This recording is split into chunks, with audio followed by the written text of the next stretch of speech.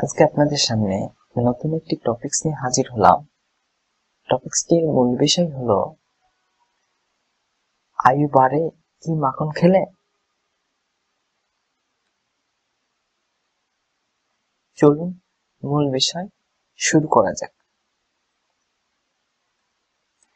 এতদিন মানুষ জানতো ঘি মাখন স্বাস্থ্যের জন্য ক্ষতিকর, এসব খেলে রক্তে কোলেস্টেরল বাড়ে, হৃদরোগের ঝুঁকিও বাড়ে।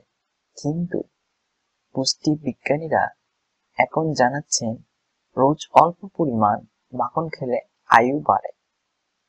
নানা সময় চিকিৎসকেরাও বলে থাকেন হৃৎপিণ্ড ভালো রাখতে তেলযুক্ত খাবার থেকে দূরে থাকাই ভালো। কোলেস্টেরল, সুগার, রক্তচাপ সব ক্ষেত্রেই তেলকে দোষ দিয়ে থাকেন ডাক্তাররা। তবে নতুন গবেষণায় এসেছে নতুন তথ্য। নিয়মিত মাখন খেলে নাকি হৃৎপিণ্ড খারাপ নয়, বরং উল্টো এড়ানো সম্ভব হবে হৃদরোগ। মার্কিন বিশ্ববিদ্যালয়ের এক গবেষণায় এসেছে এরকম তথ্য। গবেষণা অনুযায়ী মাখনের পরিবর্তে অনেকেই বেছে নিয়েছেন মার্জারিন, আর অন্যদিকে অলিভ অয়েলকে বেছে নিয়েছেন রান্নার তেল হিসেবে।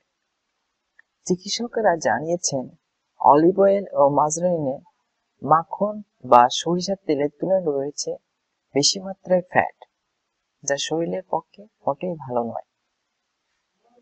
গবেষণায় এসেছে মাখনের মধ্যে থাকা ডেয়ারি ফ্যাট হৃৎপিণ্ডের পক্ষে ভালো। মার্কিন বিশ্ববিদ্যালয়ের এক গবেষণায় এসেছে এরকম তথ্য।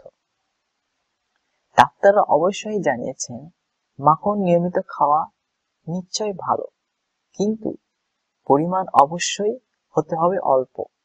চিকিৎসকেরা জানিয়েছেন মাখন দিয়ে রান্না করা খাবার না খেয়ে ব্রেকফাস্টে অল্প করে মাখন নিয়মিত খেলে হৃদরোগ এড়ানো সম্ভব। আমরা জানতে পারলাম মাখন খেলে কি আসলে আয়ু বাড়ে। আজকে টপিকস এটুকুই। পরবর্তীতে নতুন কোনো একটি টপিকস নিয়ে হাজির হব। আজকে এটুকুই। ধন্যবাদ।